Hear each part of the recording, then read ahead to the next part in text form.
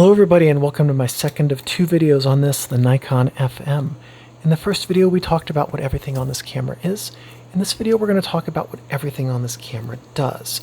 Now, first up, this camera is fully mechanical. The batteries are only used to power the light meter. But let's replace the batteries first so that we can have a working light meter as we use this camera.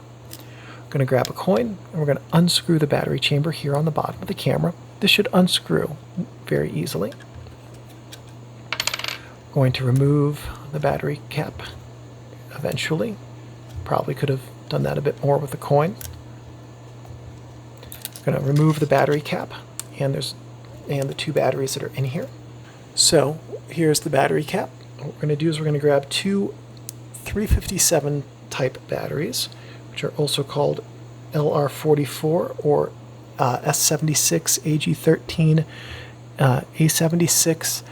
Normally speaking, I recommend using the name brands, not the off brands that are available on everyone's favorite online mega retailer. I just happen to run out of those for this video. But generally speaking, I recommend using the name brand batteries because they tend to last a little bit longer and they tend not to leak quite as quickly. So the generic types of batteries, I have had a number of problems with those dying right away or leaking, and a leaking battery can cause some significant issues in a camera, which are more expensive than decades worth of good batteries. So don't skimp on batteries. Buy something like a Duracell or an Energizer or one of the other established brands and just mount them like this. The positive terminal goes towards like this so that you can read it, and that's how you install the batteries into the cap. You can see inside that battery chamber, that's what a good and clean battery chamber should look like. We're now going to grab the battery cap with the batteries and just drop them into the camera that way. And we're going to thread the battery cap onto the camera. This should thread on nice and easily. If you have to fight with it, back the cap out and rethread it. The threads on the cap should go into the raceways on the camera base very smoothly. Now we're going to double check and see if the light meter works. And to do that, you just pop this out, point the camera at a light source, and if the meter lights up, the batteries are fresh and good and installed correctly. Pretty simple to do. Having installed batteries in the camera, let's now change lenses. This camera can use both AI and NAI lenses. So to remove the lens, you simply push the lens release button here and rotate clockwise until you can't anymore, and then pull the lens off the body. So the lens on your right is an AI lens, and the lens on your left is an NAI lens. And you should be able to see that there's a difference in the back of the aperture ring. This one has a little thing hanging down from it, and this one is smooth. If you try to mount this NAI lens on your camera without first putting the meter coupling back, you risk breaking your camera, and that's an expensive repair, or you end up just shooting your camera and stop down metering for the rest of time. So to mount an NAI, or to mount an AI lens is very easy. You want to make sure that this coupling pin is engaged and pointing forward. Find the black dot on your lens right here and the black dot on your camera body. Line those up, drop the lens in, and rotate it counterclockwise until it clicks. Just like that, super easy. So now to mount an NAI lens, we have to push this button in towards the camera's body, and then we find the aperture linkage here and tilt it backwards so that it's out of the way of the back of this lens, which then mounts exactly the same way, black dot to black dot, turn till it clicks, just like that. And if this was like my FE, oh, for some reason my FE hits the back of this lens, but the FM does not. That's very strange. Okay, anyway, so to use an NAI lens, we have to do what's called stop-down metering. So if we set this to F8 and you look down the lens, you might be able to see that the aperture has closed as I push the depth of field preview lever down. Right? Just like that. So to take a meter reading with your NAI lens, you use the depth of field preview button, and then while you're holding this, you rotate the shutter dial until you have a proper meter reading a proper exposure. Then you can let go of the depth of field preview button and take your photo. And when you take your photo, your aperture will stop down normally and you'll have a proper exposure because you have dialed in your settings with the aperture closed down. A note on depth of field preview is that if you are smaller than f8, which is to say 11/16 or 22 on this lens, you need to add some light. So by the time you get to f16, you need to add about a stop of light, and f22 about 1.5. It's not perfectly easy to do that with a fully manual camera. Film is pretty forgiving, so if you add about a stop of light for every 2 stops beyond f8, you'll probably be okay, and you'll still have properly exposed images. The reason you have to do that is because old camera meters are less sensitive, smaller than f8, than they are, or less accurate, I should say, when you're wide open. And so with wide open metering, with an AI lens like this, the camera will always read this lens at f1.4. As you stop down the meter, or the aperture rather, that linkage with the camera body will move, and that tells the camera to compensate the meter reading based on how much the aperture ring has moved. It doesn't actually close the aperture down. The aperture stays open. That linkage is adjusting the aperture reading.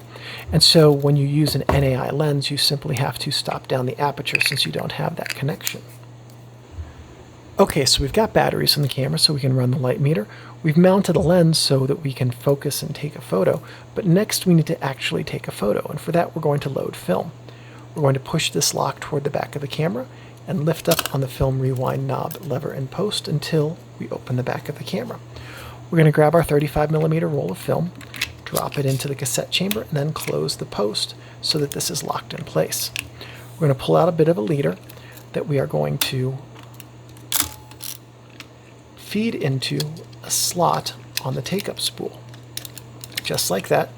And then we're going to put our fingers and rest them over the sprockets on the take-up sprocket. And we'll try that again, see if maybe this time I can get it to work.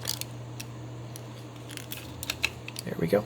Just rest them, don't press them. You want the film to move under your fingers and then have the fingers just provide a little bit of tension so that, or pressure rather, so that the sprocket holes engage the sprocket.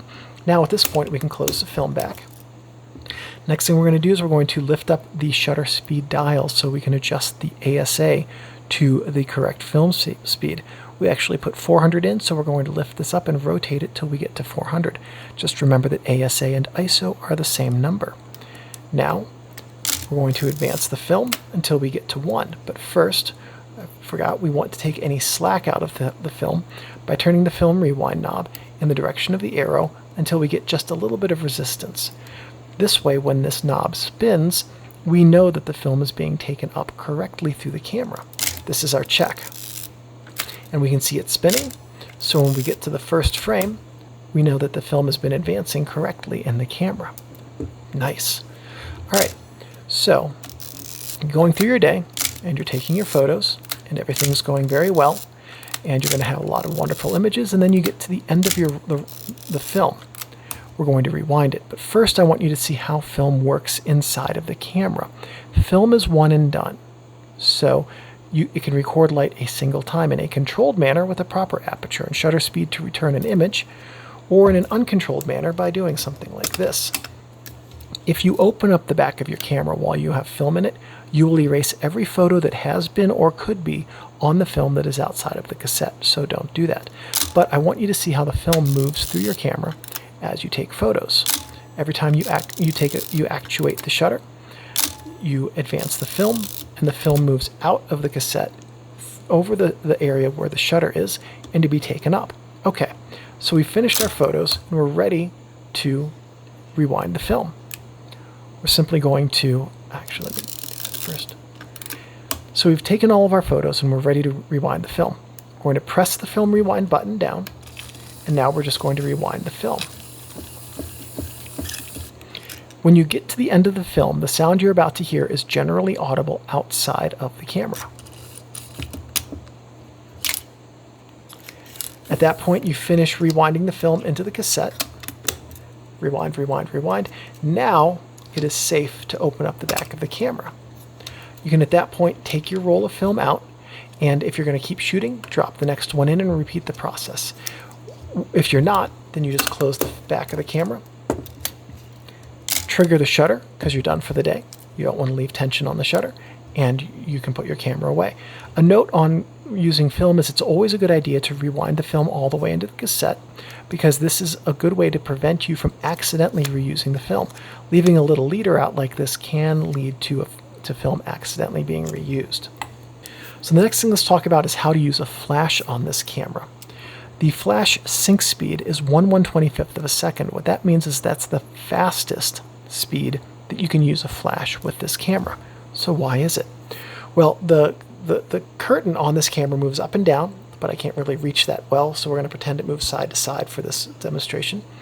When you take a photo, the first curtain opens, and then after some amount of time, the second curtain follows, and then when you advance the film, they reset. So at 1/125th of a second, the first curtain opens, the entire film plane is exposed to light for 1/125th of a second. The second curtain closes, and then you reset like that. Well, what if you're at, let's say, 1/8 of a second? Similar thing. First curtain opens, 1/8 of a second passes, and then the second curtain closes, and then you advance. All right, well, what happens if you're at 1/1000th of a second? In this situation, the first curtain opens, 1,000th of a second later, the second curtain follows, and then you advance the film. So at anything faster than 1/125th of a second, at no time is the entire film plane open to light. So if you fired a flash at, say, 1/250th, it might be something like this, and you'd have a strip of illuminated light over, well, on the top or bottom of your frame, and then the rest of the frame would be dark because the shutter curtain would be blocking it. So when you use a flash, make sure you are set to 1/125th of a second or slower. So that's the mechanics of using a flash. Let's talk about some of the technique. You can connect a flash to your camera in two different ways. With the PC socket here, you just grab a flash cable and connect it to the socket, and then you can connect it to your flash. Some flashes can use a cable, and that's a way to control your camera, or your flash rather, off camera. The other thing you can do is plug your flash directly into the top of the camera on the hot shoe, just like that. The downside is that the worst possible place to have a flash on your camera is on top of the lens, pointing toward your subject. The reason for that is because if you have your lens here and you're facing your subject, the light from the flash leaves the flash, reaches your subject, bounces back to your lens, and that's a very flat wall of light. It will make your subjects look flat and waxy, and if you're using color film, it will give them red eye. So there are a couple of things you can do to mitigate that.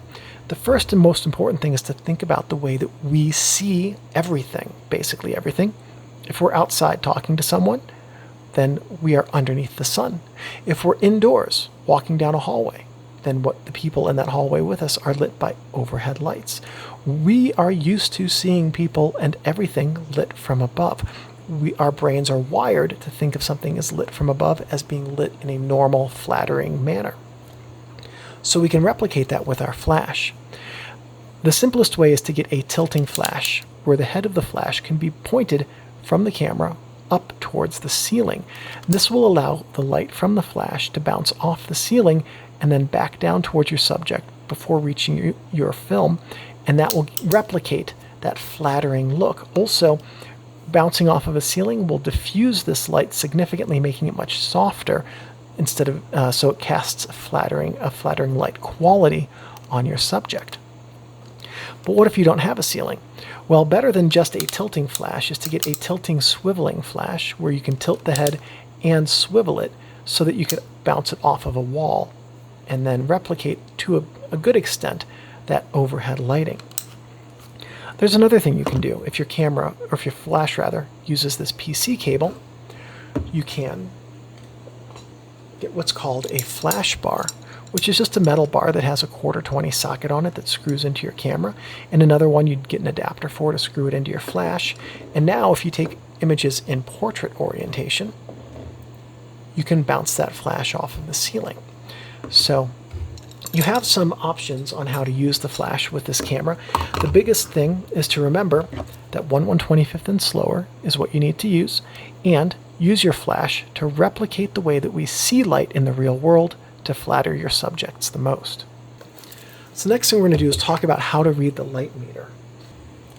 I've mocked up the viewfinder in this printout.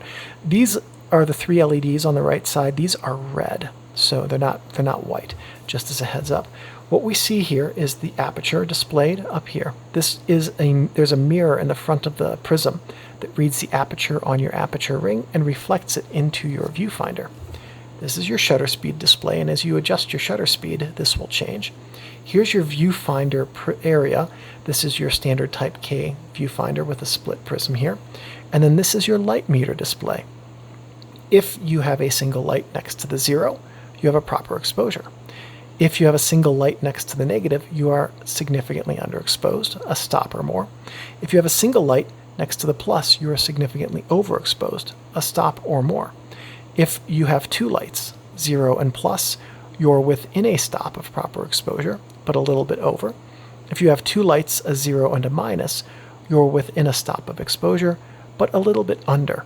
So that's how you read the light meter. Very easy to read. In fact, I went to the significant trouble of printing out samples, and now I don't even feel like I need them. Just showing you exactly what that would look like. Slightly over, well under, well over, and proper. So you can see what those look like.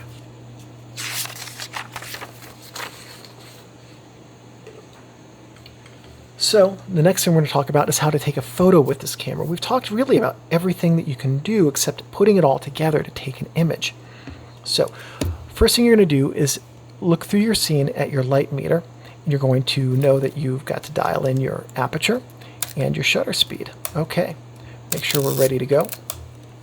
Then if you have a serial number that begins with 2, all you have to do is focus, look through the viewfinder, just like this, hold your eye up to it, focus, and take your photo, then advance. And you've taken a photo with the camera. And if you have one that has a serial number that starts with 1, just pop your advance lever out, and then you can take your photo. With ones like this camera that has a serial number of 2, you just have to pop the lever out to take your meter reading. And if you're in consistent lighting, you can keep that closed anytime you're not advancing the film, because this will turn off the light meter, and if you know you don't need it, there's no reason to have it on. Okay, that's really nice and all, but what about a double exposure? Oh, we can take double exposures with this camera. Yes, we can. First thing I'm going to do is go through the mechanics of the double exposure, and then I'll go through the science of it. So the mechanics are really simple. First photo, hold this switch towards the prism, advance. You might notice that was very quiet. Second photo, advance, not so quiet. So when this advances and it's quiet, what that's doing is rearming the shutter but not advancing the film. And then when you finish and you've taken your second photo, you let go of this, it advances the film. The genius of this type of interface is you do not have to take a dead frame after your photo, because the gearing knows when to re-engage and does so. Okay, so that's the mechanics. What about the science? So the way that film works is it's engineered to have a certain number of photons reach it, say 1/125th at f5.6, proper exposure, 1/125th at f5.6, too much light. Your negative is going to come back as what's called thick, dark, or dense. Those are 3 words that mean the same thing, too much light. If you digitize your film, you're going to have low contrast and a lot of digital noise.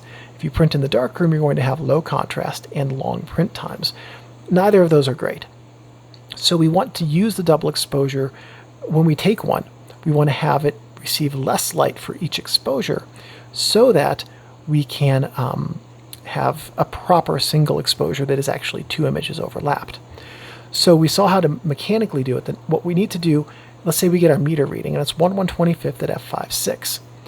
We have to cut the amount of light in half, which we can do on the shutter dial because these are fractions, by going to 1/250th. Half as long, half as much light, double exposure, and we're good to go. Okay, but we're using a flash with our double exposure, and we need to keep it at 1/125th. You can do that on the aperture ring as well. f5.6 to f8. f8 is half as much light as f5.6. So just adjusting the aperture one stop is the same as adjusting the shutter speed one stop in terms of cutting out the amount of light. Take your double exposure at f8 and 1/125th, and you're done. Then it's that simple. That's all there is to taking a double exposure. Making sure you compensate either with your shutter speed or aperture to reduce the amount of light by 1/2, and then doing the mechanical process of holding the double exposure switch. And that is everything we had to talk about with the Nikon FM, a personal favorite camera of mine. Not top 5, but one of my favorite cameras. I think these are absolutely beautiful and delightful to use. So good call for everyone for whom this is their favorite camera. Thank you everybody for watching, and I'll see you in the next camera manual video.